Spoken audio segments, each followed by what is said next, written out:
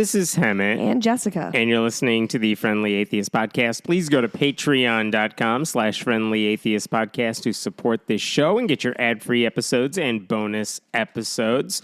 We are back after 2 weeks off, which means I have 87 stories to discuss. I'm a little sick. Well, I'm on the tail end of being sick, but I had the most amazing weekend in Southern Illinois with my best friend Leslie. It was amazing. I'll talk about it on the bonus episode. Look at you with friends. Friends. We did some hiking. We did some heart-to-hearts. We went horseback riding. We went on a wine tour that went insane. It was wonderful, and I can't wait to talk about it. Excellent. But my voice sounds like this now. Sorry. I'll talk. Yeah. Right. It's all good. Let me start by telling you about the 2024 Cookeville, Putnam County Christmas Parade in Tennessee, because... Isn't Putnam County something, spelling bee or something like that? Yeah, there's a Broadway show that involves that title. It has nothing to do with this. My Broadway Bodafines are intact.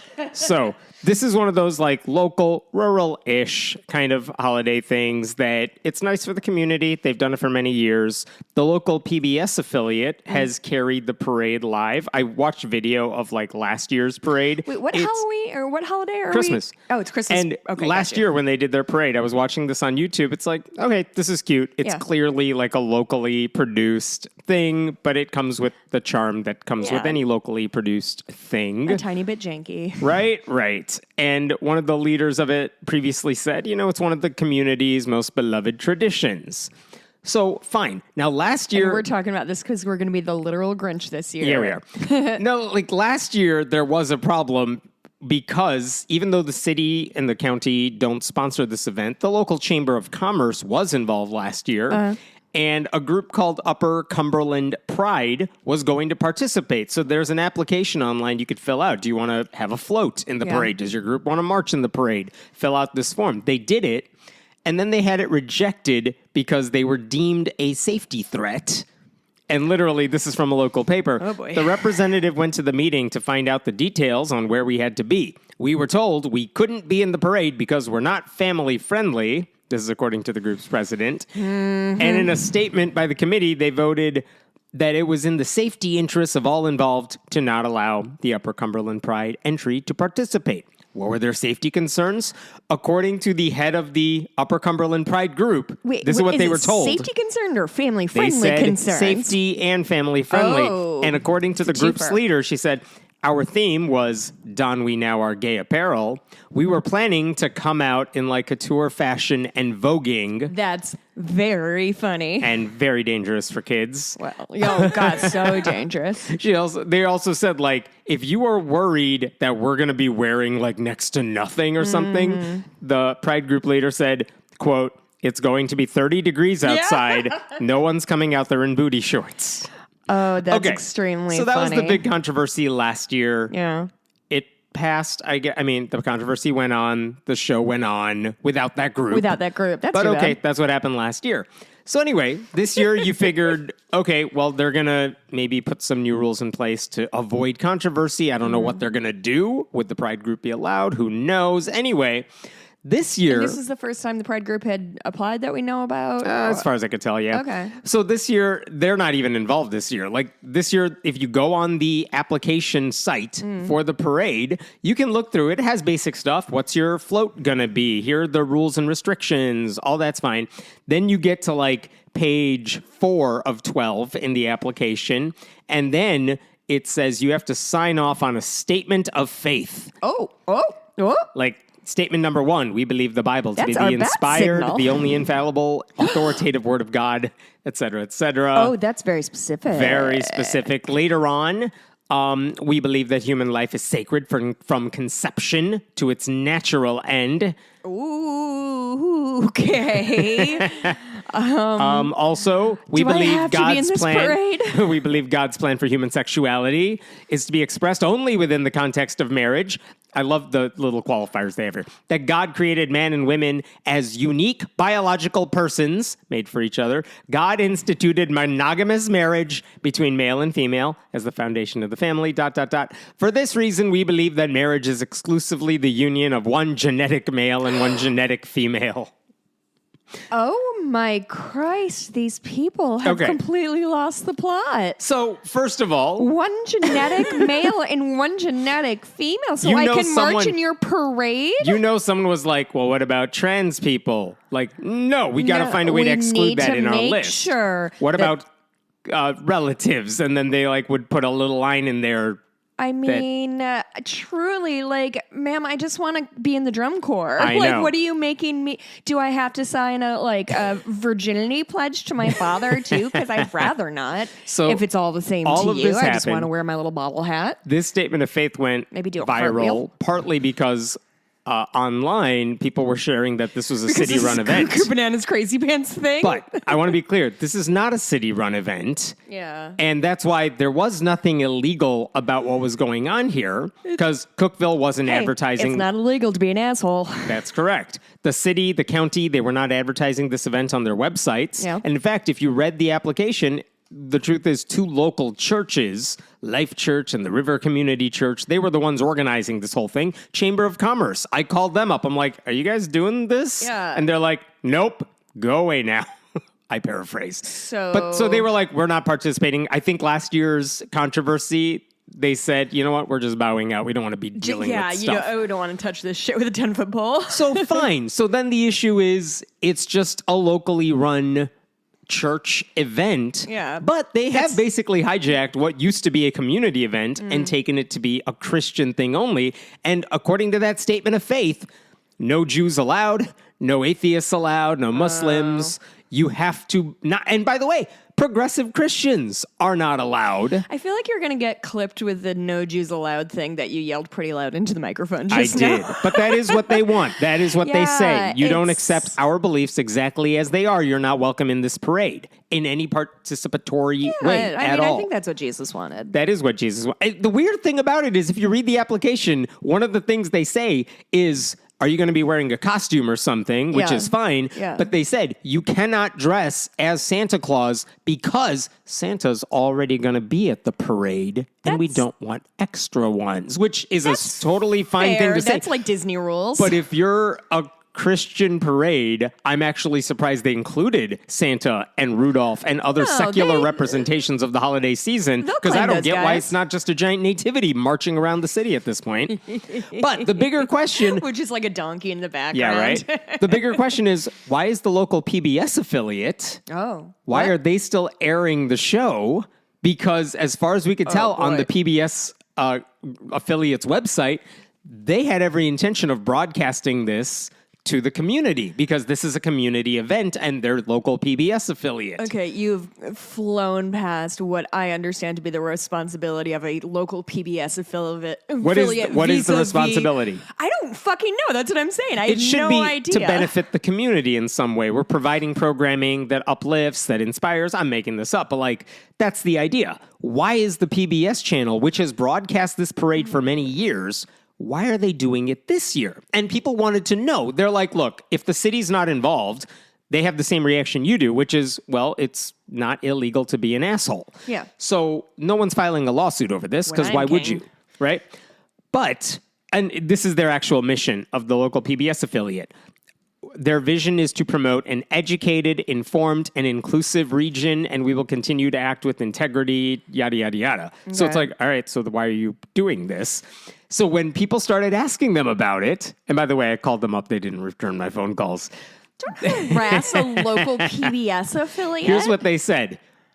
We have become aware of the recently posted application regarding the event titled Cookeville Christmas Parade, which, by the way, why are they still calling it that? It's no longer connected to the city. Yeah, but you can, you can use the name of your city on your business or whatever. But it's not a trademark thing. It's not sneaky. It is sneaky because it has nothing to do with the city. You're taking a city-run event, and now they're taking the event and they're keeping the name so that you think it's city-sponsored, but it's not. Anyway, I cannot believe PBS we're kicking says off the station and its employees have not been involved in drafting the document. We were not informed of the contents prior to its release, and then they said, we're talking to our legal advisors and we'll issue a statement after we're done.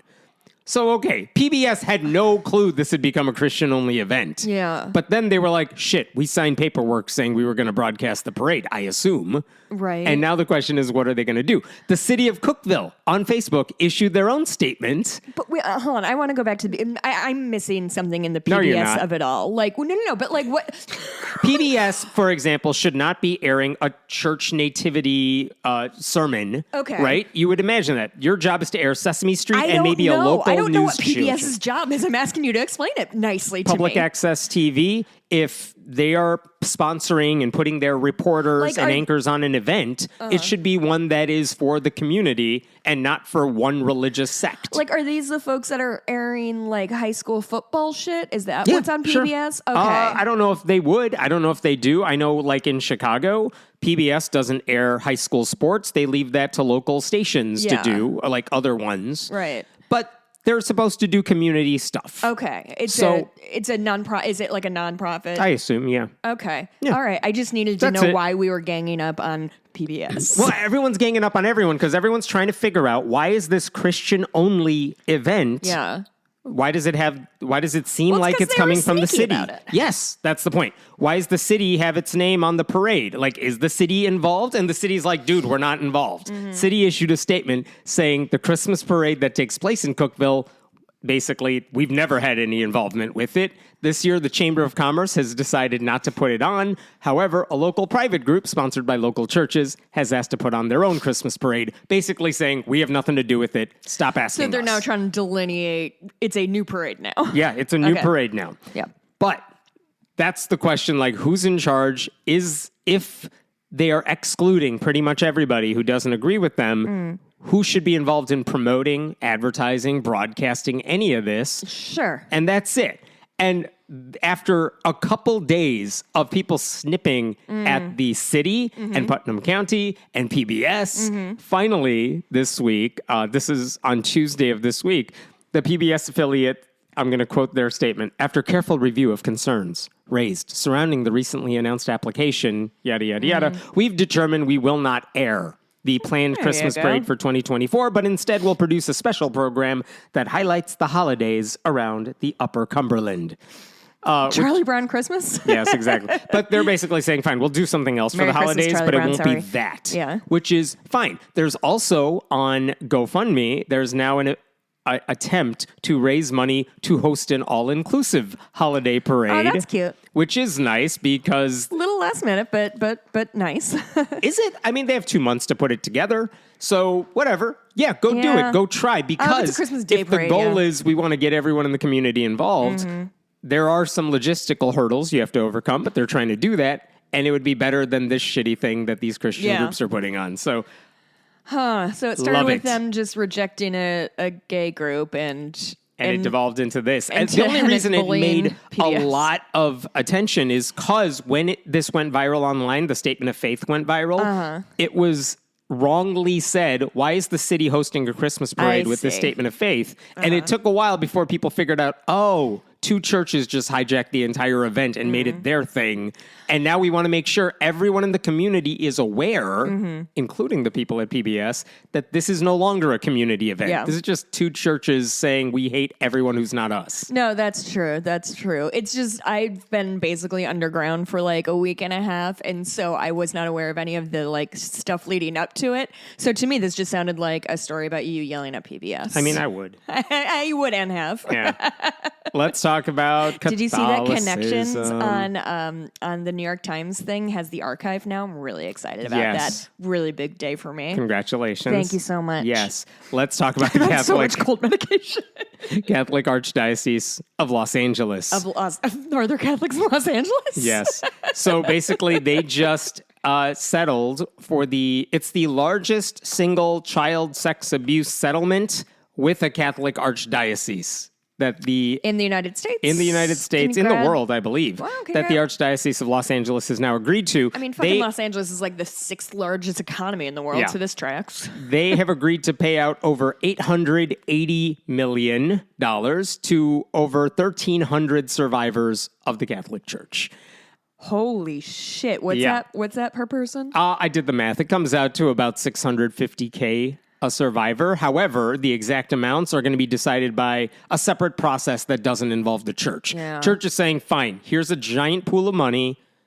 Other people will figure out who gets what, how much, whatever. I was just thinking about what a miserable job it would be to try to monetize somebody's pain, and then I realized that's the exact basis of the movie Fight Club. Yeah, I mean, monetizing pain, there are groups that actually, I mean, think about 9/11 payouts and all that. There are groups that specialize in how much should each family get for their tragedy. Literally like the jumping off point for Fight Club, that he's like on the airplane being like, well, we let people die if it costs this much and a double little. So all of this happened. This is the same archdiocese. That was horrible. All of this is from the same archdiocese that in 2007, the LA Archdiocese paid out over $660 million for 500 people. Boy, they've been liquidating all kinds of thrones there, eh? By 2014, the total had risen to $740 million total because, more lawsuits. I found a separate $8 million payment in 2019 they made to a teenager who was abused by the athletic director at her Catholic high school. Oh. And there were other individual settlements the Archdiocese has made over the years. So, what happened that they're all of a sudden now, today, saying, oh, by the way, we forgot some people. Here's another $880 million. Did they change the what's the word? Yes, what's the sure. Thing? Yes, I think. What's the thing where... I'll explain. You can't get... Good job, podcasting host. I'm so sorry. I'm so here's sorry. what happened. California lawmakers are the reason this is happening. Limitations. Close enough, yes. In 2019, California lawmakers, Democrats, they passed a bill basically saying, we're going to open up a 3-year window for adults to file lawsuits relating to their own childhood sexual abuse if, in the past, they were locked out from doing so because of statutes of limitations. Mm-hmm. The bill said, the previous cap said you had to be under 26 to file such a thing. They said, well, now it's 40. And if you're older than 40, we'll give you 5 years from when you discovered that the psychological injury or illness was caused by sexual assault. Wow. Because some people don't recognize and realize what happened to them until later in life. And they realize, oh, that thing that priest did to me was actually wrong. And I thought I was just supposed to be a part of this or something. And by the way, I could never figure out why I was afraid of being in tight spaces. And then my therapist connected the dots for me. And the law also said triple damages would be paid out if the abuse involved a cover-up of earlier assaults. Like if the church was covering it up. It's like a pyramid scheme. So anyway, the Archbishop of LA, Jose Gomez, he argued that this law was unconstitutional. He tried to get them not to pass it. Just like Jesus would. Yeah, he thankfully lost that battle. And so that law passed. And the window was open between 2020 and 2022. That was the 3-year window right there. And during that time, about 4,000 claims were filed in California, including about 1,900 against the Los Angeles Archdiocese specifically. Wow. Okay, so in announcing the settlement this week, the Archdiocese said, listen, none of the claims against us that have passed the gauntlet and we agree these are legit claims, none of these involve current priests. There are some allegations against current ones, but none of them were substantiated based on the information they had.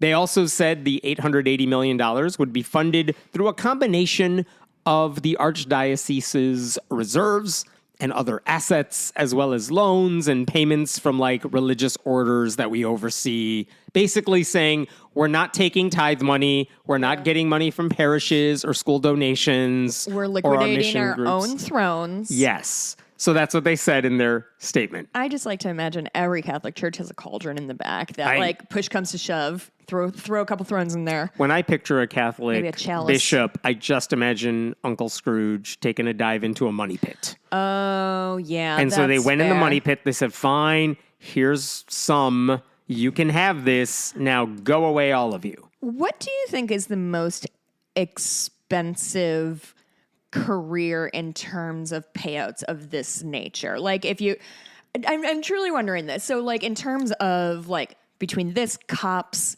doctors. Those feel like the big three of like people have to pay out lawsuits. I'm just curious. Like, I don't know what the police settlements have been. There are more cops, but I don't know what that number is. Oh, sure. It's like, is it per capita or just like overall thing?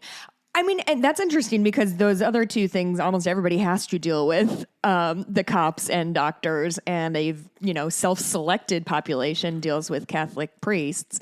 Interesting. So, by the way, when other dioceses in California had to pay out money, Fresno, Oakland, Santa Rosa, Sacramento, San Diego, San Francisco's Archdiocese, all of them filed for bankruptcy.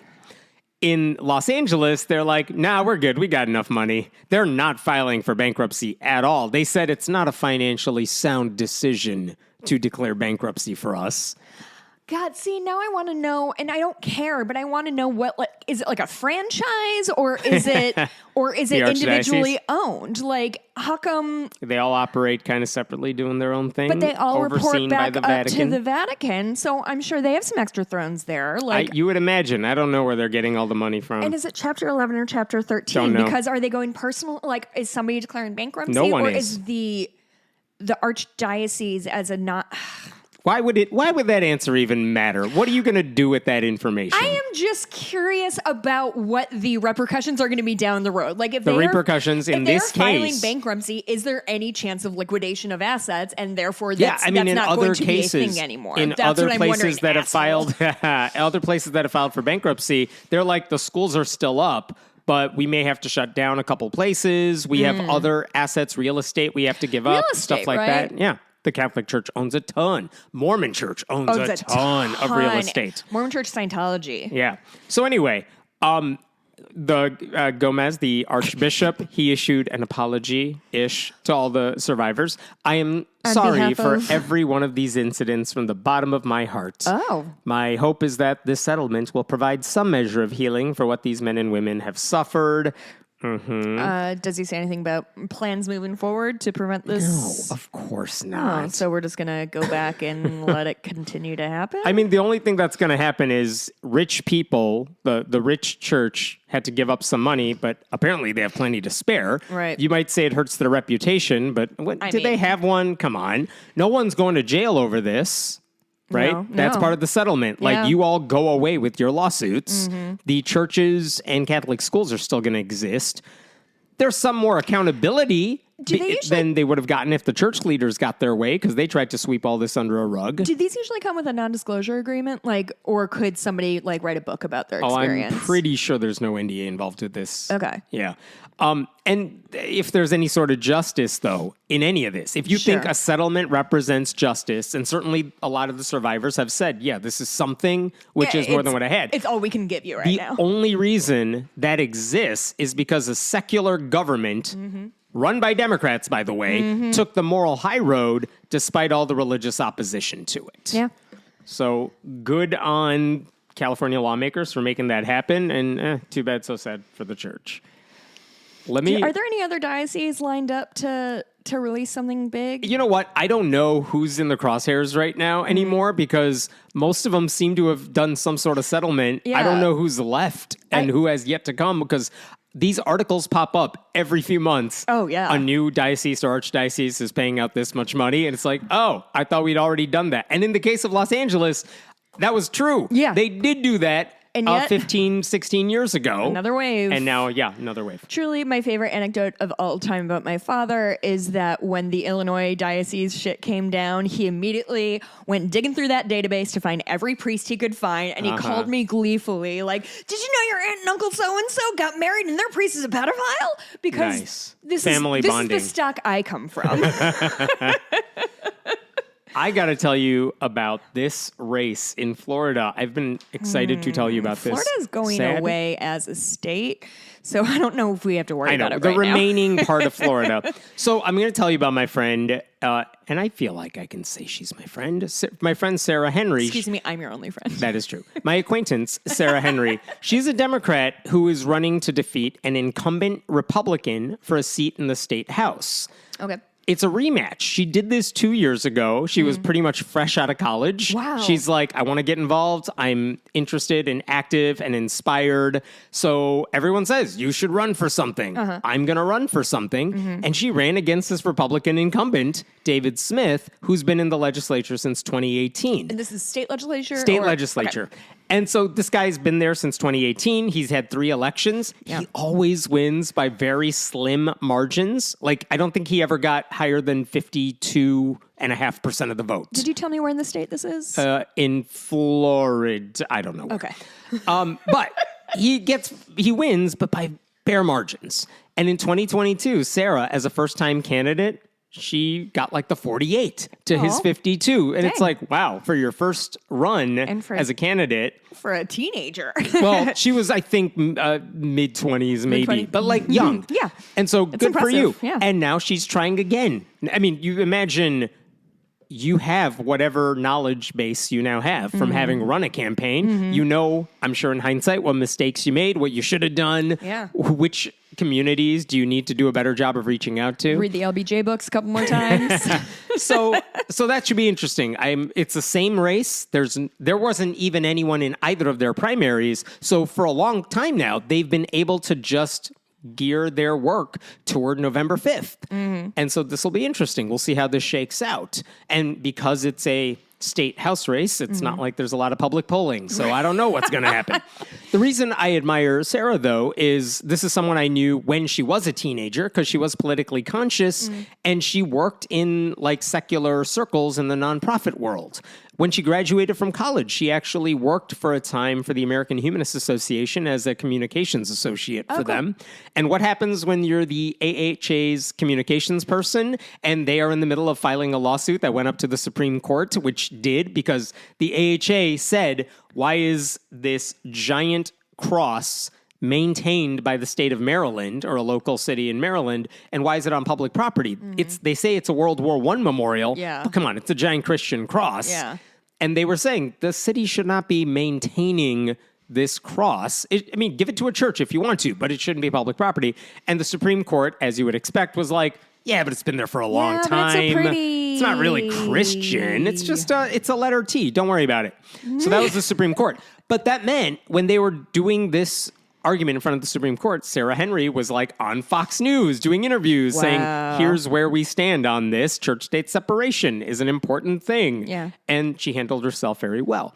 So in Florida, you can imagine, there is a desperate need for pushback against climate denial, revisionist history, medical ignorance, outright censorship of books, things like that. And right now, Florida has a supermajority in the legislature. If they can flip like 5 seats in the House, like Democrats would still be in the minority, but they could stop DeSantis from doing everything he wants to all the time. And that's what they're aiming for right now. The Democratic Party is saying, all right, let's try to get some of these seats flipped. We're not going to win the majority right now, but we can do this. And Sarah's one of those people who is like hopefully going to flip a seat. We'll see. Cool. So anyway, what has she said on Fox when she was on there one time? She basically said, well, honoring veterans is good. It would be fine on private property, but this cross doesn't belong on public property. Fine. She has also said as communications person for the AHA that public school football and softball coaches should not lead prayers before games because that's coercive and it puts pressure on non-Christian athletes to join in.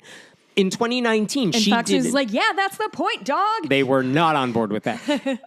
She did an interview for the AHA for like their written publication. She did an interview with a researcher who specialized in misogyny. And she asked a question basically saying, hey, it seems to me that, quote, religious dominionism, white nationalism, and male supremacy are inextricably intertwined, which, by the way, look at Project 2025 and Christian nationalism. It totally is. And the researcher was like, it is, but because those things weren't in the news at the time, she's like, you know where we actually see a lot of misogyny? In the secular world as well. But yeah, religion does play a role sometimes as well. So this is the sort of work Sarah did for a while. Good for her. Before she was running for office. And what I got a hold of are some of the mailers they are using against her and the ads they're using against her. And here's one example. This is all in red, scary font. Sure, I can imagine. Sarah Henry is so radical. She said the Christian cross is a symbol of discrimination and exclusion. She did not say that. Bobby Newport never had a real job in his life. Yeah, Sarah Henry is so radical. She thinks the Christian cross is divisive and opposes optional prayers at high school football games. Not exactly. I feel like if you have correct? to include the word optional on your flyer where like every word is a premium, then you're doing some like And it wasn't optional, which is the whole point of coercive prayers. Yeah, dog. Henry even called Christians white nationalists. That's not how it works. And then it says... she said, I think all Christians are white nationalists. Yeah, that's not a thing she ever said. And then Sarah Henry is so radical, so extreme, her hateful views of Christians should disqualify her from holding office. Which, so extreme. By the way, the worst picture they could find of her to put on that mailer was of her smiling totally normally. Oh, you mean like all of the Kamala posters I see driving up to Wisconsin? It's just like her smiling. They're like, can you imagine? I'm like, yeah, she's a happy fun woman. As I know this is scary to you. And then Kamala just turned 60? Yeah. I thought she was like 52 tops. And the end of this particular mailer, vote against politician Sarah Henry and her hateful political agenda. Politician. She hasn't ever been in elected office. Oh, that's a cute picture. Right? She hasn't been in elected office once. And the guy she's running against is literally an incumbent. But they're like, oh, look at her. She's a happy, smiling politician. Honestly, Hilarious. if I saw that, like... that little banner in passing, I'd be like, ooh, someone's doing a fun, scary movie night or something. Like, that's truly what all of the vibes are. It's like black and white and like a dark red.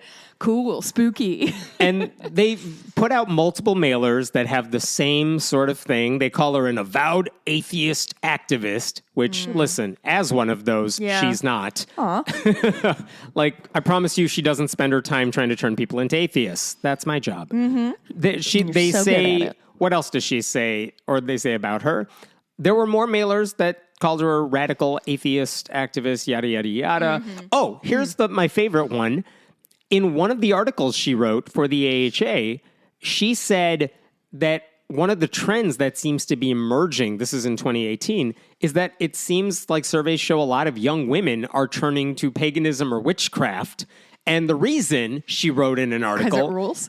is that she said they're trying to find identity, forge solidarity, and sometimes take political action. And she's like trying to explain, why are people turning to this idea? And it's like, well, they're looking for independence. This is in the middle of the Trump era, right? So they're looking for a way to reclaim themselves.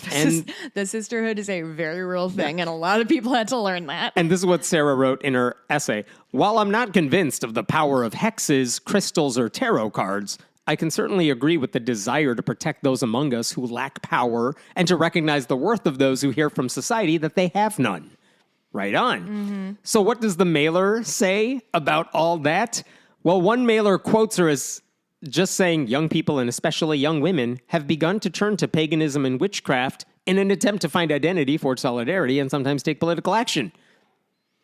Yeah, you just reread her quote back at me. Yup. They use that as a hate speech, saying, look, she's promoting paganism and witchcraft. Did they even like add an ellipses in the middle and take out like one key word? Nope, nothing of the sort. But they're saying she said in a different mailer she made comments about witchcraft being something young girls should turn to. When? I mean, no. Like, I can't tell if the guy she's running against is an idiot or every single person he hires is an idiot. That none of them either knew what she wrote, read the article she wrote, or deliberately lied about it because they know they can't promote their own candidate. Honestly, which one is it? True. Yeah, right. All of these things can be true. It's so bad. I think it's more idiocy, though. The mailers are so unfair and stupid that a local NBC affiliate has published an article now calling out every single one of these lies. Wow, see, journalism. Yeah. Does Sarah Henry repeatedly attack people of faith? We'll call that false. And then they explain why. On the claim that she called the cross a symbol of discrimination, that's misleading, because that's not what she said. She said this cross as it stands, promoted by the city, that excludes non-Christian veterans. All right. On the claim that she called Christians white nationalists, we'll call that mostly false. because she wasn't referring to all that's Christians. sort of a square is a rectangle, but a rectangle isn't a square thing, right? And then on the last claim, opposed optional prayer at school football games, we'll call that both false and misleading. This is the NBC affiliate. False isn't enough. It's also misleading. Like, it's wrong and stupid. Yeah. And then the station said, hey, David Smith, do you still stand by all this misinformation you're spreading? In an emailed statement, Smith said, after conducting a review of the original source materials, the quotes attributed to Sarah Henry are accurate. What? The things they put in quotation marks are things she said, but they're taking no responsibility for the misleading context in which they are framing all of it. So they're liars. Yes, obviously what he said is bullshit. So they're and again, they're lying I think because... that's one of the top 10 commandments. I know it's not a top 10. I know it's just the 10. No, there's a bunch of rules. Is it ranked? Yes. The 10 commandments? Absolutely. Okay. And number 1, have no gods before me, is obviously the most important. Kill is like 8. Well, and rape didn't quite make the top 10. Slavery is like 37. Yeah. I asked Sarah about the smear campaign against her, and she said there's now a TV ad that's also running, saying all the same lies, and they're spending roughly $1.6, $1.7 million on getting that ad everywhere. And she said when I or my team knock on doors, when they knock on doors, the common response they get is, oh, I've seen you in that ad on TV. You're actually nice. Like, I can't believe any of that stuff they're saying about you. Oh, my God. Is it literally like, I hope, I want to see the commercial because I bet it's genuinely like she says something and then it like freeze frames and then photo negative. Pretty much. Here's what she and really the mailers that I just read you, that's pretty much what the commercial is too. Sarah told me, what do you think about, the argument they're making against you? She said, it's disqualifying of her opponent. Yeah. I'm really proud of the work I did with AHA, but she also said like her platform isn't about advancing her personal religious views. I went on her website. Her platform involves dealing with affordable housing, reproductive rights, public education, gun safety, the environment, things that are like good for all Floridians. Doesn't matter what your religion is. So I'm trying Christians to figure can't out. get shot by guns according to the NRA. I am trying to figure out if does this Republican dude's internal polling say you should attack someone for her religious views and her harmless work history? No, I think what is this it? I think this Who is said this is a good idea? Like a cornered, frightened animal, and it's just lashing out at all.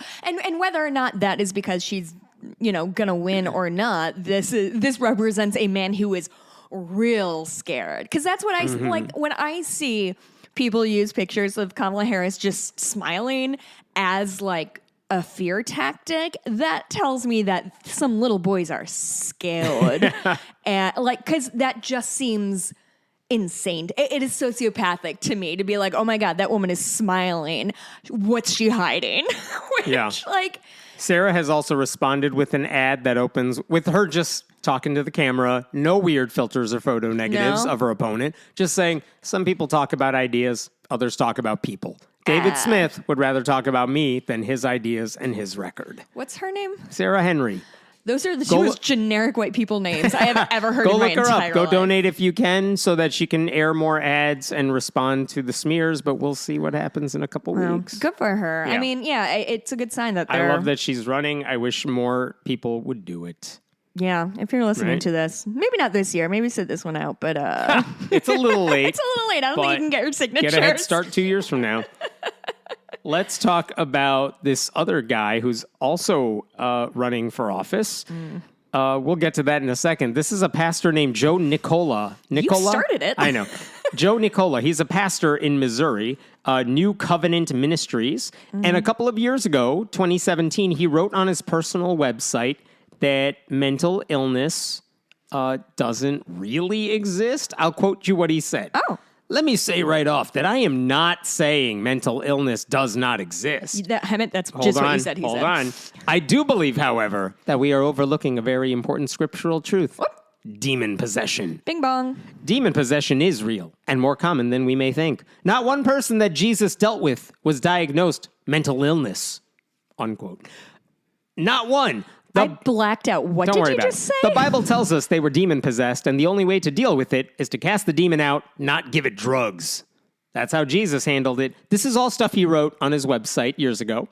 So he's like, I'm not saying mental illness doesn't exist. I'm just saying demons do exist. Okay, Hemant, I need you to take a little journey with me. Yes. When you imagine an exorcism movie or something like that, Yes. what are you imagining? What? Crazy lady with her head going in 360 like degrees. the victim or the possessee is thrashing and whatever, and that's how they know the demon is in there. Sure. But if this guy's correct, then that means there's a demon responsible for my depression. Yes. And so now instead of imagining like a woman speaking in tongues and thrashing around, it's just like me in the same pajamas I've worn for 4 days. Yes. Because I can't get out of bed. Correct. And then it's a bunch of people like just throwing holy water at me and going, Yes. the power of Christ compels you. Right. But I'm like, Get I'm the just demon trying out. to watch 30 Rock for the 15th Correct. time. I just think that's a really funny You are image, possessed and by I the wish Satan. you had laughed. It would have felt much better. So this guy, and by the way, other people have said the same thing, Yeah. that mental illness is wrongly diagnosed and it's all demons all the time. Yeah. And maybe this would be forgettable if this guy said it for his church's website. But the reason I brought this guy up is Joe Nicola is now a Republican nominee for the Missouri State Senate. That's where the politics comes he's a from. Republican, is he? He is. Can you Wow, believe it? weird. And he'll get to have, if he wins, he would have the power to decide Yep. in some way how to spend taxpayer dollars to address mental illness. And he would so that's just funnel that money disturbing. into churches? Question mark? He literally put out a video this week titled Response to Mental Illness, which is a horrible title for a video trying to That's explain. it? Just response to mental illness? It's like a 2.5-minute Buddy. video where he's like, you guys, I don't think demons are 100% responsible for mental illness. Just like 80% dog. Here's what he said in the video. There are many causes of mental illness. Most often, Genetics. it is a result of some form of trauma. No. ... No. I am not a mental illness expert. What? But I have helped many people find healing over the years in my ministry. I'm certainly not against using medications. I am for finding solutions I don't like and this real voice you're healing. doing. His voice It's suggests weaselly. that demons... At no point did he say demons are not responsible for Right. mental illness. And he says It's he says just the result of some. trauma. That's not true. Like you said, biological factors Yeah. arguably play a bigger role. But it also allows this guy to say, fine, it's trauma, but Satan caused the trauma. And okay, I'm not against drugs. You just also need prayer. Like he's not actually disavowing anything sir, he said. why would you say anything at all? Yeah. If you think that everybody's doing okay and like take your meds and whatever, but you can get into the praying shit. I don't know why you have to comment on my like medical Mostly history. because Democrats and others are now trying to say, hey, this guy's crazy. Look at what he has these said. aren't We people have who the should be in screenshots. charge of anything because they don't have a functional idea of how the world works. He took down his website. The reason we know what he wrote on his blog in 2017 is because of screenshots, Internet Archive. Sure. You know? The internet has a long memory. Yep. What else has he said? He spread lies about vaccines. Sure. He refused to close his church during the worst of the pandemic. These are the greatest hits. Yes. He has a whole page on his old website about enemies of the church. As one does. He is the equivalent of a 12-year-old girl. Enemies of the church. Yes. Is this Elon Musk? Yes. And he said in the 19th Of his personal church or church writ large? I think writ large. And he said some Christian churches in 1930s Germany used to display a picture of Hitler and a Nazi flag.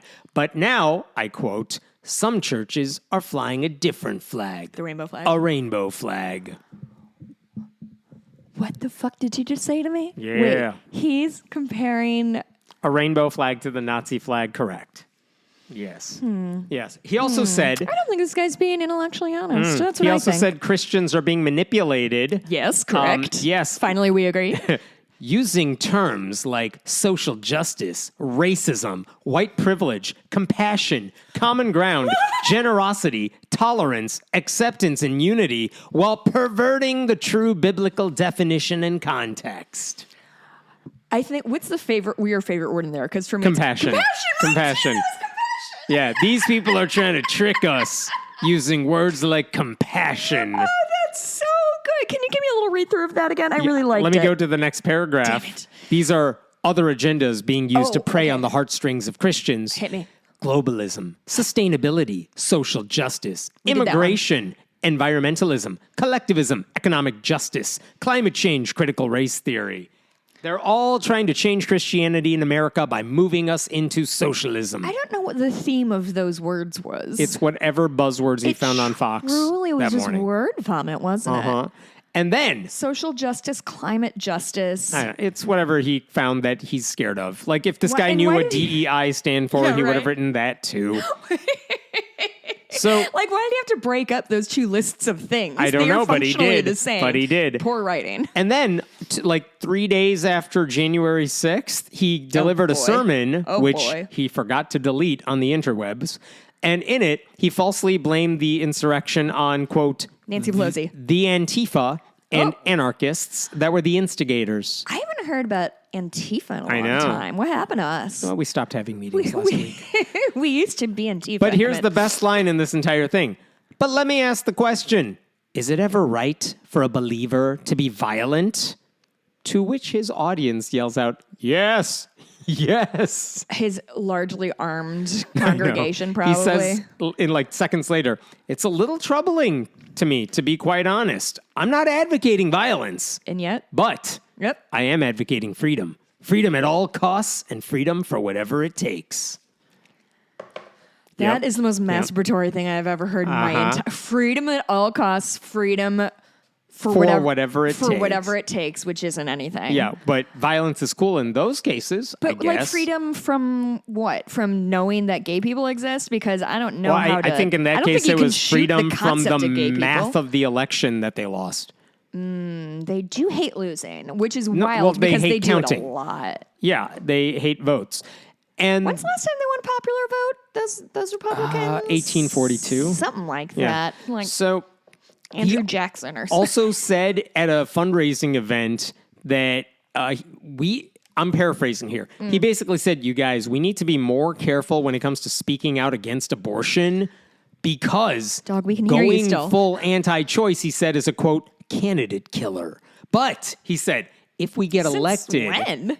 I think he's right. He thinks that if we keep saying we are anti-abortion at all times, like it's working against us. Well, yes, it's working against me, a human woman who has a uterus in her body. He also said, listen, if I get elected, I will work with Republicans there's a ballot measure to Yep. enshrine reproductive freedom in the state constitution. And he said, if you elect me, I'll work with Republicans to overrule fuck that or up. soften the ballot What state are we in measure. again? Missouri. Missouri. Yeah. He also said in a Ooh, campaign okay. ad that Missouri should decouple from the federal government when it comes to funding education, which means guess how Ooh. much of the state's public education budget the federal government provides for? I mean, it has to be more than half. Is it? He seemed to say it was 10%. The Okay. actual number was closer to 40%. And Democratic aligned political action committees are like, this guy wants to blow a $3.6 billion hole Just in so our he state's can education budget. What? Teach whatever he feels like it personally? No kidding. He also Oh, said in an interview boy. there's no such thing as separation of church and state. Oh, that's fun. Uh-huh. Missouri's a dark horse for like cuckoo banana crazy pants people, but when they come screaming. Yeah. Now, his opponent, Robert Sauls, the Democrat, he's weighed in on all this now, basically saying... Oh, yeah? What did he say? Here's this quote. I can tell you that PTSD is a real thing, It's not demonic possession. It's not something that, you can just hope that it goes away, right? Or pray for it to go away. Mental health is a very real thing, and if you live in this society, you see it on an ongoing basis, which is a very polite way for a candidate to say this guy is batshit crazy as a result of his religious delusions. I really wonder how they reconcile their lack of belief in like mental illness with the fact that veterans are like disproportionately unhoused and die by suicide and things like that. Like where They fight Satan in the war, and Satan got a shot at one? it. Yeah. Like what? Like there, it's just the rubber has to meet the road at some point. You know what I mean? Like either they're all like possessed and we have to help all of the veterans, or they all have mental illnesses that also like it's one or the other. And either way, maybe you should do something about it, right? Not if you believe in Jesus. But like their whole fucking thing is veterans. That's all they care about. They don't. They care about veterans more than they care about women. I'll tell you that fucking much. And they don't care about veterans at all. Correct. Yeah. So there's that guy. He's running for Missouri State Senate. He very well could win. Have fun, Missouri. Yeah. Let's talk about one more dude. Similar story. Zach Radcliff. He is 29. He is a graduate of Liberty University. Oh, boy. He is a worship director at a church in Michigan, Oakwood Church in Michigan, which is pretty big. He is a guy who is a musician. His daddy runs the church, and he became like the music guy at the church. And in 2019, he performed his original songs at CPAC, the crazy right-wing conference. There's a picture of him performing at CPAC. Oh, here she comes. And guess who's behind him, just standing on stage, bopping along. Do you know who this guy is? I don't. You do. Do I? It's Jerry Falwell Jr. Is it? Because it's 2019 and he was still the king of liberty. Recognize him with his pants zipped up. Yeah, that's right. So that's Jerry Falwell Jr. standing behind Sorry, Zach every white guy Radcliff. face By blindness. the way, I really struggle with this. I was putting together an article about this, and there was a video from CPAC that this guy, that Liberty had posted. Like, look, it's one of our graduates performing at CPAC, and they're saying this is something you should be proud of, apparently. And that's why Jerry Falwell was in the background. And so as I was working on this, they removed the video in the middle of me doing stuff. Not before I saved a copy, of course. But like, they took it video down. from 2019? Yep. They took it Really? down like this week.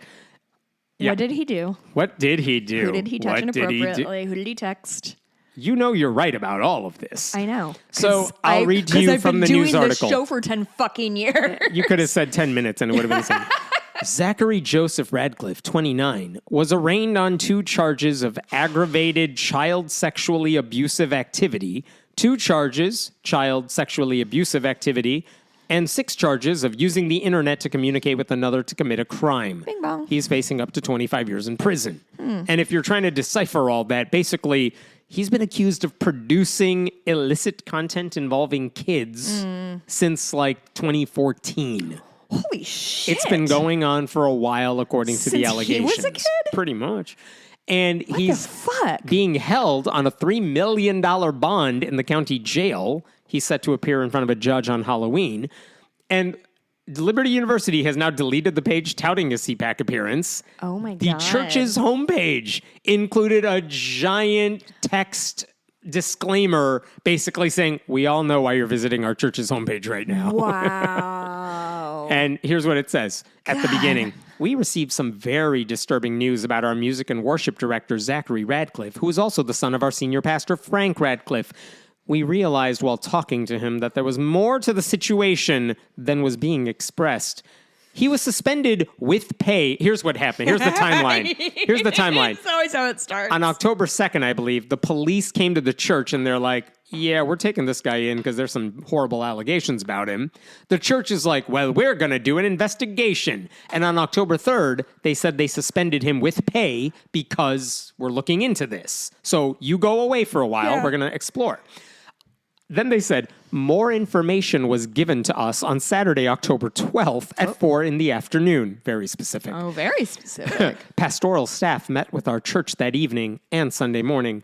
Zach was terminated from his job without pay effective Saturday, October 12th. At 4 p.m. And they said, we are not aware of the full extent of his crimes. We're doing everything we can to cooperate with the ongoing police investigation. We were told that Zachary had been soliciting inappropriate photos and possibly videos from teens. We have also heard other stories. This information has ripped our hearts apart. Oh, I bet. I'm sure. So they're basically saying, look, we're working with the police. We're doing everything they're asking of us, which, yes, that's the least they could do. But listen, the kids would have been so much safer listening to drag queens at libraries than attending youth group at this place. It's so frustrating that the right pretends to really care about child welfare when it's just time and time, whether it's how they vote or how they worship, they show that they don't care. So they said they suspended him on October 3rd. So I watched the sermon that his dad delivered on October 6th, the next one.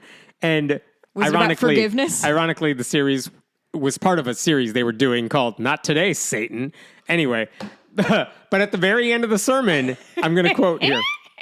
We always finish a service with song. We're not going to do that today. We always finish a song by hearing Zach tell us to go be the church.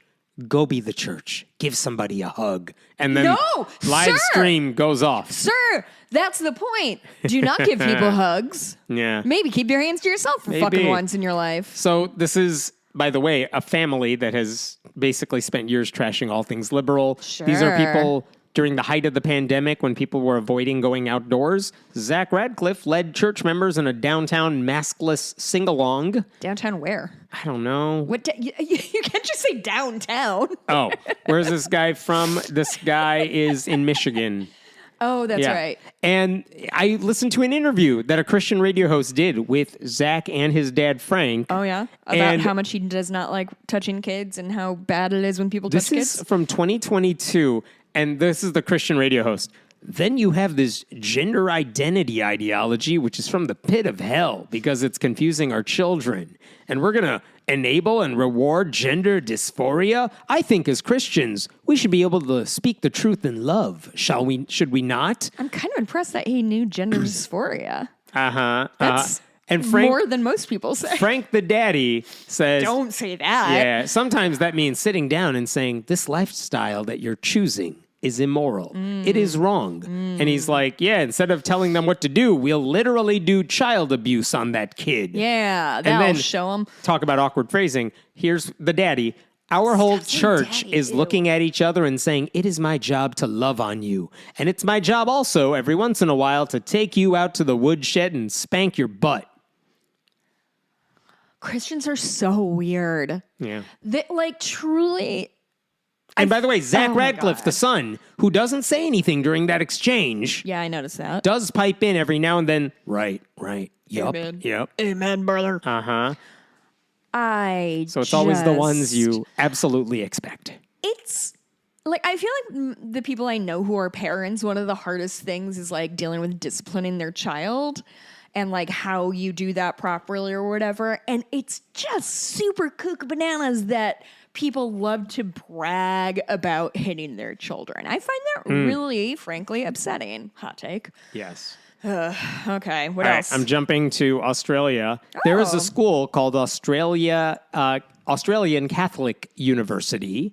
And I think it functions as like a lot of Catholic colleges do, which is to say, look, we're not like Liberty. We're not saying you have to sign a statement of faith. We'll accept everybody, but we're run by our values and whatnot. And I'll say this personally. I went to a Catholic-run school for grad school because it fit with my schedule. Yeah. No one ever made me do anything that I was uncomfortable with in terms of like, you have to profess a belief in this. My professors were great. Yeah. It was all think fine. People don't realize like places like Loyola or DePaul or whatever are technically Catholic. But yeah, they are technically Catholic, and yet what that means in practice, it probably doesn't affect most of the students there. Probably These are less schools than that Catholic have hospitals, I'd say. These are schools that have like gay clubs, LGBTQ groups on campus. It's fine. Anyway, this is one of those types of schools, and they recently held a graduation ceremony, I guess for people who graduated in the spring, but they did, I don't know why they do it now, but they did a graduation ceremony now.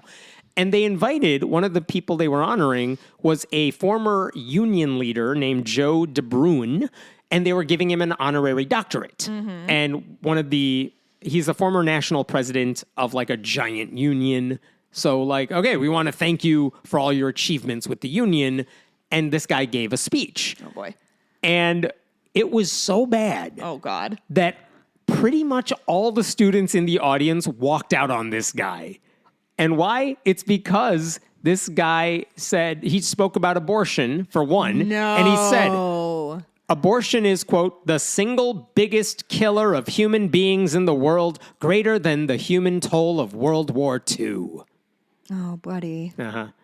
Oh, buddy. Then he spoke about gay couples, and he said, quote... That wasn't even one of our deadliest wars. He said that marriage between a man and a woman was instituted by God, and every society on earth at all times has recognized that. So screw you, gay couples. Yeah. Then about IVF... He said, it is morally wrong to deliberately bring children into the world in an environment in which they would have no father. Oh, that's... What?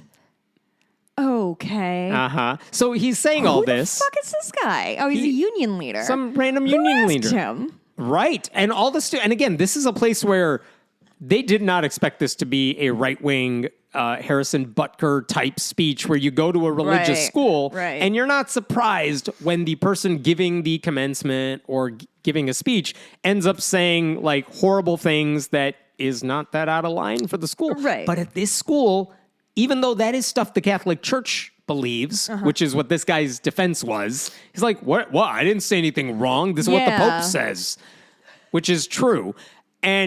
But for the students who go here, and this school markets itself as, we don't care who you are, what you believe, like, come on board. This ain't good for enrollment. No, there are videos of people not just walking out in the middle of this dude's speech, like this auditorium is empty. There are people, you know, the little dais on stage with the people wearing all the robes that are sitting there and you have to listen to this. They're walking off stage too. Wow. It is so bad. There's some video of it on some websites that I could not like export or embed anywhere. But it just shows you how many people at once are leaving because they're so disgusted by this guy. Later on, when reporters asked this guy about it, he basically threw the college under the bus saying, they invited me to speak last November. I submitted a draft of my speech a week in advance, and no one said anything about it. Here's his actual quote. They knew what I was going to say. As to their attitude, you'd have to ask them. And then he said, whatever, I'm just echoing the Catholic Church's beliefs. But that's true. The school saw his draft ahead of time. And I think there was one article where they quoted someone from the school saying, yeah, we told them maybe you should tone it down and focus on the kids who are graduating. It's their day. Focus on them. And then he changed nothing. Wait. Yeah. I assumed this was just like somebody rubber stamped something and, you know, like people are lazy and don't do their jobs properly. But this is somebody saw it and was like, ooh, backpedal, buddy. And he's like, okay, no. And then just went off. Yep. That is correct. Welp. And if you saw the draft, why would you let him speak at that point? I don't know. Yeah. Sounds like the college's fault. The school's, one of the heads of a school union that is at the school said the speech brought shame on the union movement and the university. Holy shit. And he said, abortion rights are fundamental to women's rights. Queer rights are not up for negotiation. Management's choice to give him an honorary doctorate brings shame on the university. Which, wow. Nice. Thank you, students. I will say, though, I don't know that it brings shame on the university because this is the same school that apparently last year they demanded that librarians remove any rainbow flags from their campuses. Oh, that's cool. Like, what did you expect this school to do? The students are way better than the admin. Yeah. Right? Oh, my God. That's so wild. I don't know if he thought he was going to get applause for defending Catholic values or if he's just that out of touch. But literally, I looked on ACU's website and it says in big font, like, it's okay. Everyone's welcome. You don't need to be a Catholic to study with us, ... Yeah, I mean, the university is going to be doing cleanup on this for a long time. And I bet they're gonna get a bunch of new students who are super Catholic and homophobic and shit. This is my favorite. This is from an article about this. All the students speaking out against this. The St. Patrick's Student Association, Irish, ACU National Student Association, the Melbourne LGBTIQ Plus Society, and the ACU's LGBTIQ Plus Staff Ally Network said they stood in solidarity with those condemning awarding De Bruyn the doctorate. ACU's Senate's decision to give this guy a platform to voice his views on reproductive and LGBTQ rights, saw the ceremony become a harmful space, which forced the majority of students and staff in attendance to leave. Some of them are planning to hold a protest outside the school. I think they did that earlier this week. And yeah, I do think. Listen, I am pro-union, but it's wild that somebody said that this brings shame upon unions because, man, it's a spotty history. I'm pro-union, but boy, oh boy, did they have some things to answer for sometimes. Yeah. One Christian writer even wrote a whole essay about this saying, who totally agrees with this guy, by the way, okay. on everything. But he said hundreds of people walked away, ... Did anyone leave with a better understanding of the Christian gospel or of a life-affirming view of God? Basically Or feeling saying, celebrated for graduating? yeah, well, he's like, everyone walked out on this guy, and none of that helped the gospel message. So maybe this wasn't a good idea. Yeah. Dude, know your audience. Pick and choose your battles here. So anyway, I hope they remember that speech when they're thinking about making any donations or getting hit up to make donations at the school. Because if that guy is the model for what those students are supposed to be, then donate your money elsewhere. Don't attend the school. If you have to go to the school, don't give them money later. Yeah. Huh. Good times. That's wild shit. That'd be deeply disappointing if that happened at my. Although I will say, thinking back, I don't remember the. I know there was a speeches are supposed to be forgettable. Yeah, I know there was a commencement speech, but I don't remember who they were or what they said. Right, just how it should be. Yeah. All right, let me talk about a church in Arkansas, Emmanuel Baptist Church, very large Southern Baptist church. A little history about this place. Okay. Their assistant director of children's ministry from 2014 to 2016, his name is Patrick Stephen Miller. He was accused of sexual abuse by 3 separate women. Oh. He had apparently, I'm quoting from an article, fondled and sexually abused multiple elementary age girls after grooming them through games of hide and seek where they would be locked in darkened rooms at the church. And when those girls were older, they basically called out this guy. Jesus Christ. Elementary school age? Oh, that's how old they were. In 2019, he was charged with second-degree sexual assault by one of them, later pleaded guilty to a lesser charge. This past June, in the second case, he pleaded not guilty to sexual assault and kidnapping. And just last month, the third victim came forward with her allegations, but no charges have been filed there. But okay, 3 different people are making allegations against this guy. He's pleaded guilty for one of them, and the other ones are still in court and all that. How many else are there? Right. Then, same church, another former volunteer, her name is Reagan Danielle Gray. She was accused of sexually assaulting a high school boy. Jesus. She has pleaded not guilty as well. Now, if you're the leader of this church, you can imagine what the playbook... Burn the thing down, start over. You can imagine what the standard playbook would look like. You publicly apologize. You explain how you're going to do better with background checks. But I'm going to go out on a limb here. I assume they did their background checks on these people when they hired them, found nothing, they hired them, and then this stuff happened. But then what do? You say, hey, church members, if any of you have any other stories about these people or anybody else who works here that are disturbing, here is a third-party independent investigator. Talk to them and tell them your stories because they're doing an investigation. You know what I mean? That's what you should do in those situations to try to make things not worse. So what did they do here? First of all, the pastor's name is Stephen Smith. First, those allegations against Miller, he didn't tell the congregation about any of those allegations until last December, long after the allegations were made, several years after he had allegedly known about them. Just didn't tell the church about it at all. And the only reason he said it in December is because the local newspaper just reported that this guy tried to have his criminal record sealed. And so the story was going public. And that's when the church said, hey, we got something to tell you about this guy who's in the news. What the You all know him. Right. And what did he say about that guy? Oh, about that woman who allegedly sexually assaulted a boy? He just said the allegations were, quote, non-criminal in nature. Well, if they're non-criminal, then everything's fine. Right? Then he told his leadership team that they would handle any future abuse reports with the help of an outside party. But it wasn't an outside party. It was a lawyer who worked for the church's insurance provider. Oh, sure. And also, anyone would have to sign a non-disclosure agreement if they were... sorry. Did you just black out for a second? I was trying to make sense of what I was saying here. Okay. That lawyer who worked for the insurance provider, they would have to sign an NDA to say you can't share anything you find with the church's other leaders.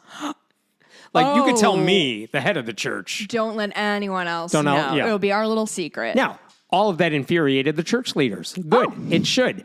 the deacons who run the church, they were going to cast a vote of no confidence against this guy in February. Okay.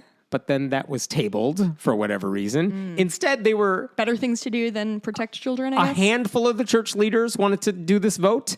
And instead, the other leaders said, no, we're gonna make you all sign a recommitment form to our church, basically saying you're going to stand behind us no matter what. Oh, boy. And 8 of the deacons quit rather than sign what they felt was a loyalty oath to this guy. I knew some of them had principles. Some of them. And then they spoke with reporters about how they felt. And that was the last straw for Smith, the pastor. He was so mad that his own leaders, who were no longer leaders because they quit, were speaking out against the church. He said, allegedly, to the other deacons, I can't have trust restored if people inside the church are talking to the newspaper. Well, they're not inside the church anymore, They're bud. not. And then a month later, the pastor said, all right, I'm going to resign because hundreds of members of the church had started leaving because they found out about all this and they were sickened. Wow. So all a huge mess. Like, it was bad enough to begin with the allegations, And but the pastor made it worse. Mad at? Like, Right. He seems mad at, like, everybody but the people who did the wrongdoing. Right. So the whole church, yes, you hired 2 bad people who did horrible things, allegedly, one of whom has pleaded guilty to one thing. Yeah. But also the pastor handled it in the worst possible way, pissed off everybody. All right. Stupidly handled. Yeah.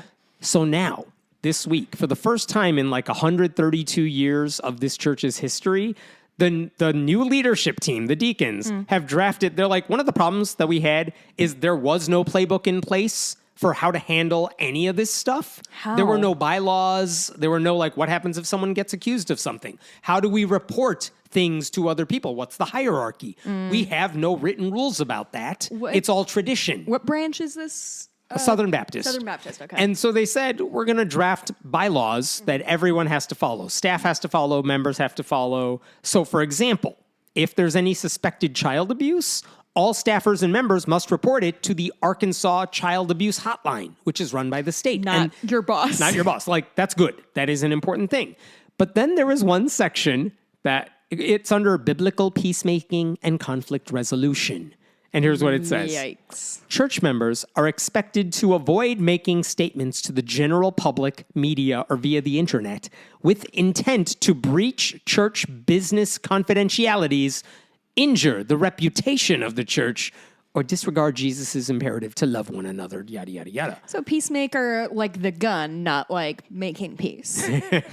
Basically, if you talk shit about us on Facebook or to a come reporter... down with you with the wrath of That's God. correct. But if you touch kids, we'll stand behind you and give you the legal support you need during this difficult time. Pretty much. Like, it could be argued that putting public pressure on the church by leaking information about its inability to handle abuse allegations is an act of love. Yeah, dog. But, by the way, that section also includes a reference to 1 Corinthians chapter 6, which is a passage in the Bible that says outside parties, when you bring them in to resolve your own conflicts, those outside parties are ungodly or unrighteous. That's what the Bible says, which is probably not the best chapter verse to quote. Yeah, especially not if you're gonna be in jail pretty soon. So if the rule goes into effect, what this means is church members, if they want to let people know about something awful that was said during a service that is going on among church leaders, if they speak to their neighbors about it, or they post something on Facebook, or they talk to a reporter, they could be excommunicated from the congregation. And by the way, there's no rule in the bylaw about excommunication other than we'll meet biblical requirements when we're dealing with that. I'm sorry, my eyes rolled so hard. I just couldn't see for a second. What counts as intent? What like, the fuck are they talking about? I don't know. Like, they don't care. They just want us why to stop is talking maintaining about the them. church's reputation, no matter what, a requirement for membership? What counts as intent? Because if I go public saying my church is doing something stupid, it's not because I want to harm the church, it's because I want to strengthen it. So how do they define intent? I don't know. But if it's a hierarchical church, then necessarily somebody saying that something isn't going right is bad because you're answering to the person on top of you is not what I meant to say. Higher but here up on we the are. pyramid. Yeah. When a local newspaper asked the former Southern Baptist Convention president, Bart Barber, about all this, like, hey, you used to run this whole pyramid scheme. What do you think about these bylaws that say you can't talk shit about the church? Yeah, He and? said, quote, That's the first I've ever seen of a mention of the media in governing documents. Oh, my Christ. So even he's like, dude, what the hell are they doing? I don't know. Which is ironic given that Bart Barber's entire thing was, we want 12-year-old rape victims to bear their rapist babies. Yeah. This is not a moral, That's how Jesus wanted it.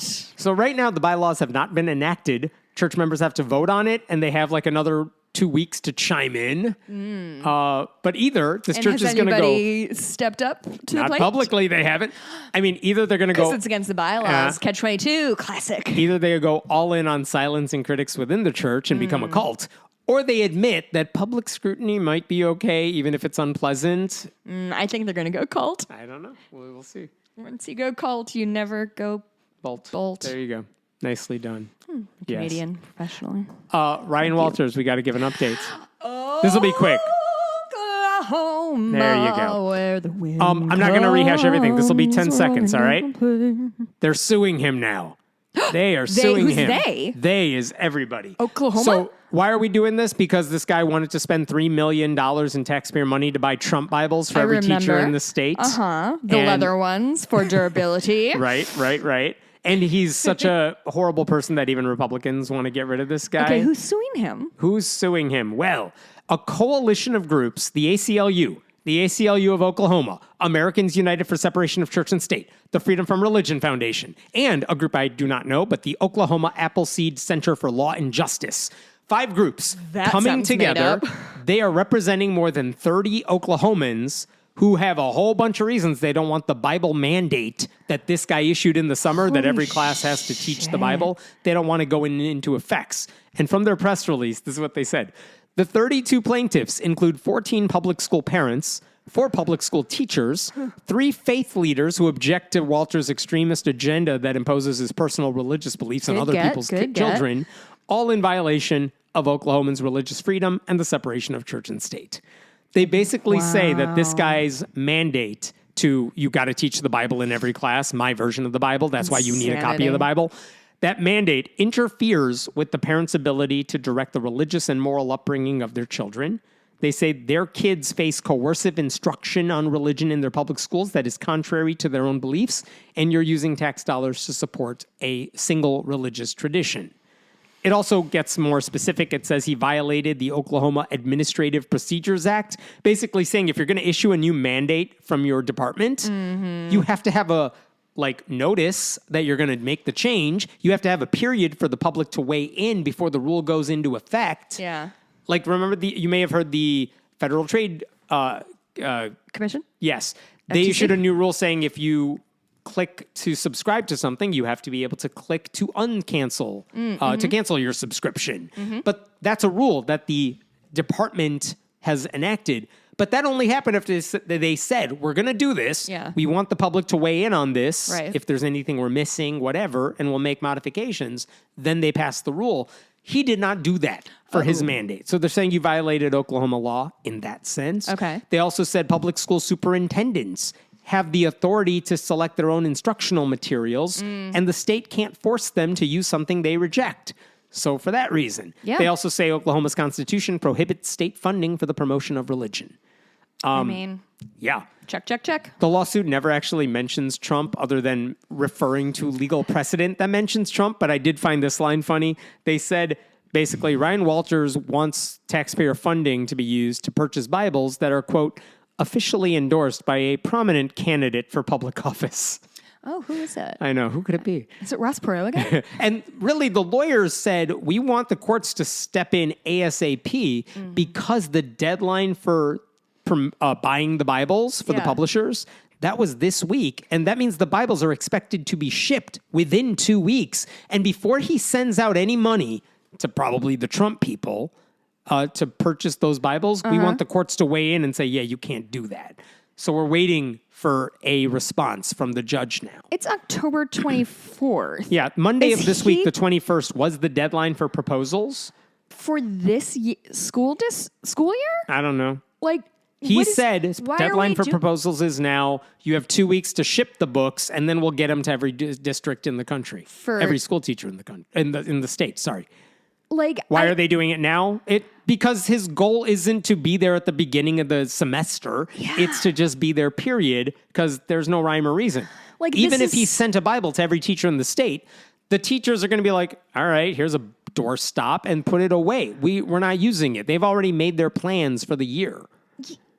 I'm just so confused by what they think they're doing. This just feels fucking insane. This just feels like somebody Ryan Walters? Yes. said a thing and then is doing anything he can to make that thing real, even though he just simply can't. Yup. And now he's getting sued, so that's going to cost the... He thinks he's a dictator. He is getting sued. But we have to wait for a judge to weigh in. And he's not going to not waste money appealing this. So this is going to drag on for a little while. I just don't think dictatorial tendencies are going to be best used on, like, the school board. You know what I mean? Like, it's just such a strange... As if Ryan Walters cares about school boards. No, I know. It's just a strange level to sort of trip over your own ego at. Mm-hmm. Of like, okay, well, you're, like, He was getting away with so much shit, and he's so bad and taking it so far that he's pissed off everybody in the process. Not just people like us, but plenty of Republicans are like, you're making all of us look bad, which takes work. It does take work. There is not a lot of good ones out there. Man, I wish I had this single-minded focus. You know what I mean? I could get a lot more done in my life if I was like, I have one goal, and it's to get all the Bibles into all the classrooms. That's a quantifiable goal. Good for you, Ryan Walter. He has no other job. What a dickbag. Yeah. He's just a whole bag of dicks. All right, one last story. It's a quick one. Okay. This is the Iredell Statesville Schools Board of Education in North Carolina.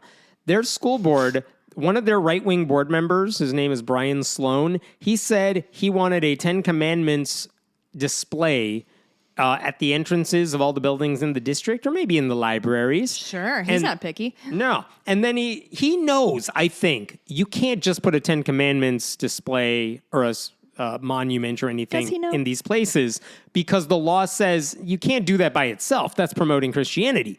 What you're allowed to do, according to the Supreme Court for like 20 years, is if it's part of a broader context of like documents about the law, and here's the Bill of Rights and the Constitution and the 10 Commandments Even and though the it's Magna still Carta. pretty dumb. Right. If you do it all together, you can do it. Now, Louisiana, we've talked about, they passed a law saying, no, you just put up the 10 Commandments, Do screw whatever the rest you of need it. to do, girl. Because they want that to go to the Supreme Court. But for now, that's not the law. So this guy even said, Brian Sloan, he's like, I even have a copy of the display we could put up. And he shows everyone this poster.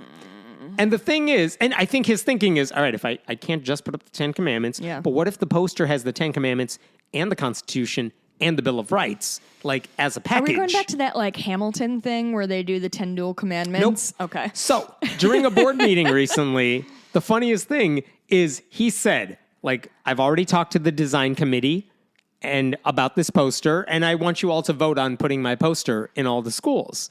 Here's the thing. If Just you an look up or down vote? pretty much. Oh. And he asked the board members this. I think there are 7 board members. But if you look at the poster, here's the thing. The 10, you could look at Here it. It doesn't mean that much, though, when you look at it. There's an issue with this. The issue, do you know what the issue is looking at this poster? There's the 10 Commandments, the first page of the Constitution, and the Declaration, and the Bill of Rights. What's going on there? And here's what people asked him. They're like, well, you could read the 10 Commandments. There are 10 of them, and there's not a lot of words. No one can read the Declaration. No one can read the Bill of Rights because it's purposely illegible because there's so many words that you're trying to squeeze onto a tiny poster that it just looks like chicken scratch, right? So they're like, if you think you're going to get away with this because you have the 10 Commandments surrounded by other documents, but no one can read the other documents, it doesn't count. And so they had a fight about this at the board meeting, to which one person said, here's what Brian Sloan said, look, I've already talked to the design company about making the Constitution a lot easier to read. And finding the correct photograph so that they could put it in to make it legible is tough. Oh, I bet there's very few photos of the Bill of Rights and the Constitution. So what I was famously an undocumented document. So what I was planning on doing is making the 10 Commandments less legible so they would be the same. So this dude is like, so the problem is you can read the 10 Commandments, but not the other thing. Why don't I make the 10 Commandments less legible? Okay, we need to make Which me king. goes back to the question of why do you want to do this then? This is insane. What are you trying to do? So you want the 10 Commandments up in school, but you got to make sure no one can read it. Do you know what this makes me feel like? Oh, you're going to hate this little anecdote. Do you ever go on Ask the Editor on AP, like a AP style manual thing? There's this thing called Ask the Editor, and it's people like, I'm writing this sentence, and I'm trying to say this. How would I phrase it? Yeah. And once in a while, and I'm sure you know this as a writer, you get so in the weeds on a sentence that you like kind of lose which way is up. Okay. And these people will send it in to the Ask the Editor, and I'd say 1 out of every 10 times, and it's like a person, the surliest person in existence, I think, is just like, this sentence doesn't work. You just need to start it over. And that's what this feels like. Like you've spent 20 minutes writing this one sentence. Just fucking stop and just try again, dog. You're getting to the point where you're making your own poster legible. Maybe we've lost the plot a bit. So one of the other board members chimes in. You just gotta start over. I know. She's like, I would like to just make sure we're clear on what exactly we're voting on, and if it's going to be where we have these other 2 documents more clearly stated, or that document more blurred and where it's more of an artistic expression instead of, it being readable. I just want to make sure I'm clear on what I'm voting on. He says, yes, ma'am, I'd be willing to make those changes. Which one? What? Making it more legible or making it more illegible? Sloan, the right-wing guy, says, we cannot make it more legible, so we're going to have to make the commandments less legible. She says, okay, so we're moving to where the 10 Commandments won't be as probably the equal amount of legibility as, for example, the Bill of Rights, or less. Or less. He says. We're going to keep blurring She says, okay, so we're kind of moving it to it being like an artistic expression, you would say, to which he says, no, ma'am, I won't hide behind artwork.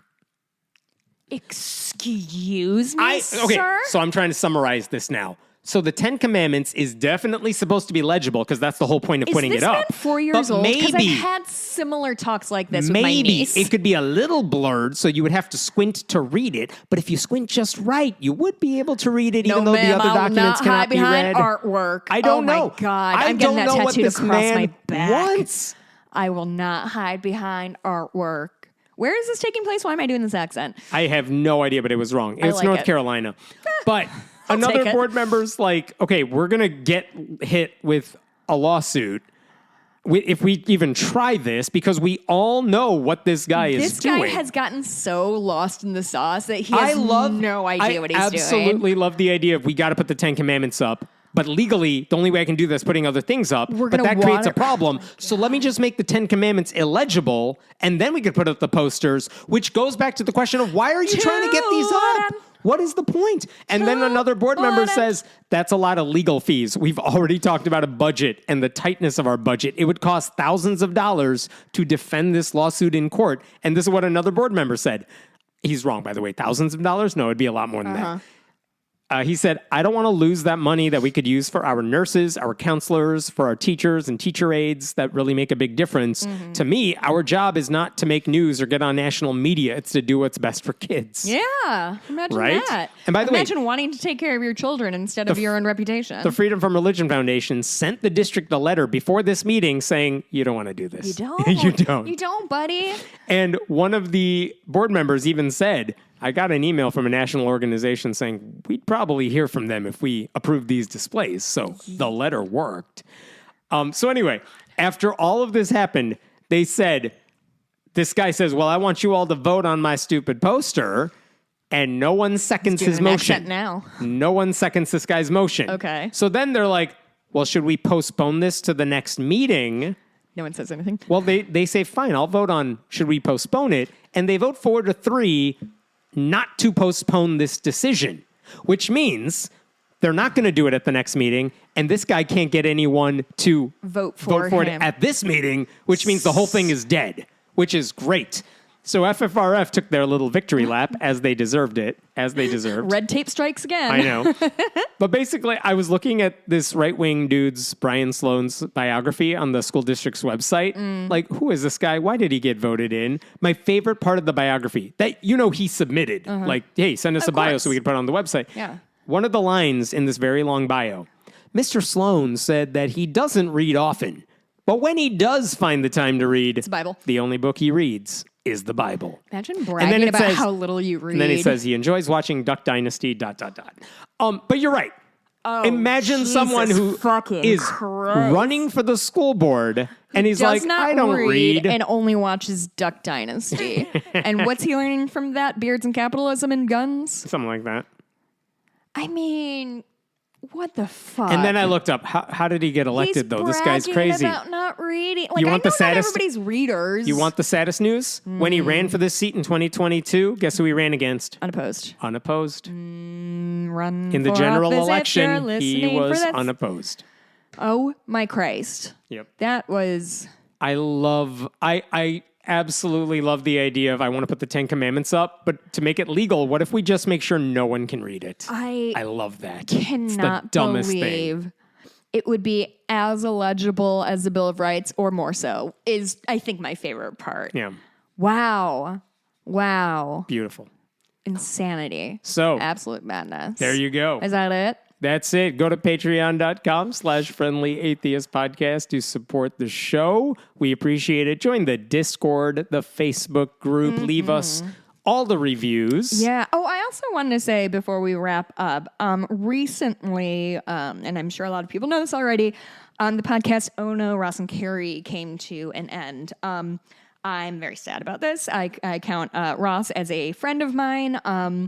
And not only am I losing a show that I've listened to since 2011, I think, from the jump, it just sort of hit me because they have a very similar dynamic than you and I, that they're just two friends and coworkers kind of. And I don't know, that sort of shook me a little bit because I really love doing this and it would suck if we couldn't anymore. But anyway, I just want to send a shout out to that. Some of the best podcasting in the business in terms they would invest And been around for a while. Forever. Which is hard to do. Yeah, they did Scientology, they did Mormonism, they've done every kind of weird gadget and pill and cryo freezing thing. And they're and truly they're both such kind and polite people that it's very fun to listen to them kind of push back on these people very gently and sweetly. Anyway, I'm sad to see them go. I hope maybe someday they can come back to us. But, I'm very grateful for all of the work that they've done. And I just want to say goodbye and thank you. You can also leave a review. Did this one already. And what are we talking about in bonus? We are thank you. I want to talk a little bit about my trip. I went to Garden of the Gods, which was incredible. Went for a horseback ride in Giant City. I really want to talk to you about the guy who ran our little wine tour bus thing, Carl with a K.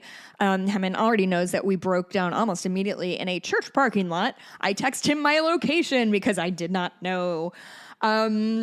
Anyway, I don't see any new reviews. Go leave a review. Yeah, go leave a review. And I finished the first LBJ book, which I am very proud of myself. And I also read it in a very dumb location that you're going to make fun of me for. Excellent. All right, we'll talk to you next week. Goodbye. Bye.